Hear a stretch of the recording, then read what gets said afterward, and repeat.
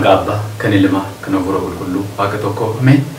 waaqayyo kan isin jaalatu isinis waaqayyo kan jaalatan kam jirtu maati waaqayyo kan isin jaalatu biyya laaf biyya keessa teessan amma yoona kan wajjin hin jirtan kan nu gargaara jirtan akkasumas ifamni waaqayyo kan isin baay'atu samii fi lafa hin jirtan akkasuma maqaan waaqayyo fayyisa keenya gooftaa Yesus Kristus maqaan isaa kan kabajame kun ulfaatiin nu yaadu akkam jirtu maati waaqayyo nagaa keessan ani nagaa kooti galata waaqayyo galatu isin jedha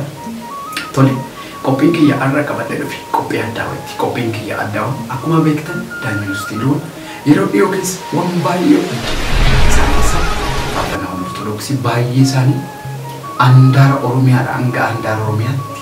isiniif qophiiwwan adda addaa qopheessaa ture keessaayyuu faarfannaa viidiyoo fi kilippoota gosa adda addaa ta'e faarfannaa lallaboota akkasumas gosa afuura wal qabatan diraamaalee adda addaa isiniif qopheessaa ture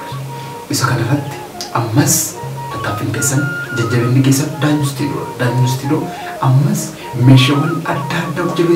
studio isaa bifa kana qopheeffatee jira isinis ammas deeggarsi keessan nu waliin haa ta'u YouTube keenya subscribe akkasumas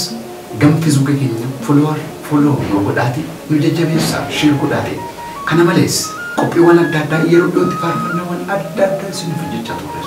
kana taansuudhaan immoo faarfattoonni keenya bifa adda addaatiin gama mallaqaan gama yaadan warreen adda nu bira kottaa Daani'el Studio teessoo keenya magaalaa Amboo lakkoofsi bilbilaa